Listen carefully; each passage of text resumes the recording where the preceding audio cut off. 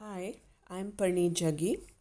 Any work of literature is adorned by the way it is presented, whether it is a story, a narrative, or a philosophy. In this novel, Beloved by Toni Morrison, we come across a number of symbols and motifs that take us to a higher level of meaning through which we can extract multi layered meanings about life and the setup that the novel wants to or the novelist wants to show. Now, when we take up the symbols of the novel, we find that there are several symbols that are repeatedly coming in the novel, which indicate at something more than what is being said by the novelist. For example, if we take the color red, now, colors from the red part of the spectrum, not necessarily red, but it may be orange or pink or red, they recur throughout the novel Beloved. Although the meaning of these red objects may vary. Now, Amy Denver's red velvet, for example, is an image of a hope and brighter future, while Paul D's red heart represents his feelings and emotions.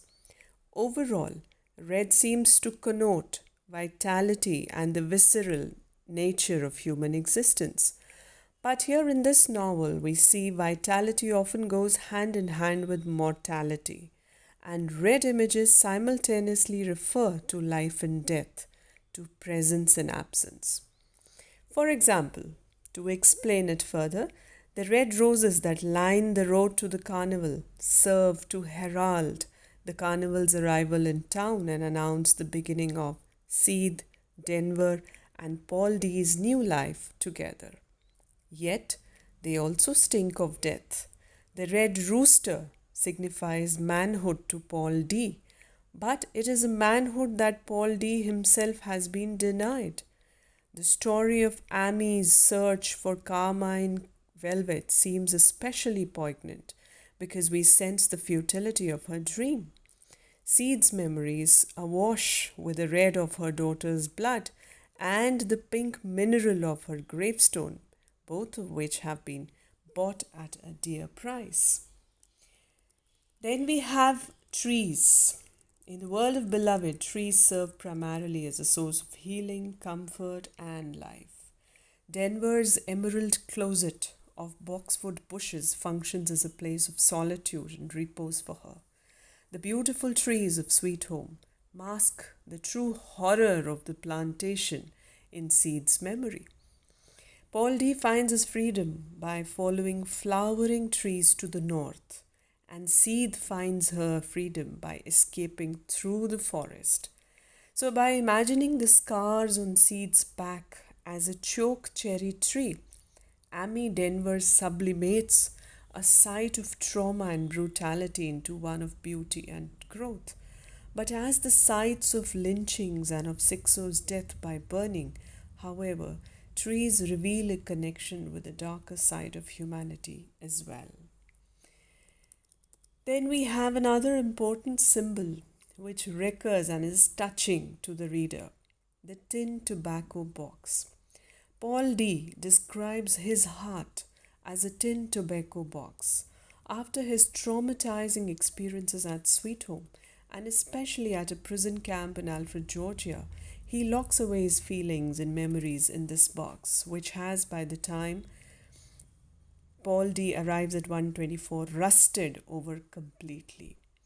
So, by alienating himself from his emotions, Paul D hopes to preserve himself from further psychological damage.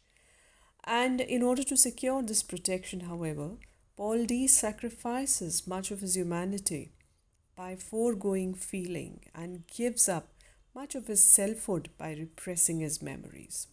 Although Paul D is convinced that nothing can pry the lid of his box open, his strange, dreamlike encounter with Beloved, perhaps a symbol of an encounter with his past, causes the box to burst and his heart once again to glow red. Now, we also have certain motives. Now, motives are these recurring structures, contrasts, or literary devices which can help us or which can help to develop and inform the text's major themes. And one of the most recurrent motives in the novel is the supernatural. So Morrison enhances the world of Beloved by investing it with a supernatural dimension. While it is possible to interpret the book's paranormal phenomena within a realistic framework, many events in the novel, most notably the presence of a ghost, push the limits of ordinary understanding. Moreover, we see that the characters in Beloved do not hesitate to believe in the supernatural status of events. For them, premonitions and hallucinations are ways of understanding the significance of the world around them. Such occurrences stand in marked contrast to the school teacher's perverse hyper-scientific and empirical studies. Then we have allusions to Christianity.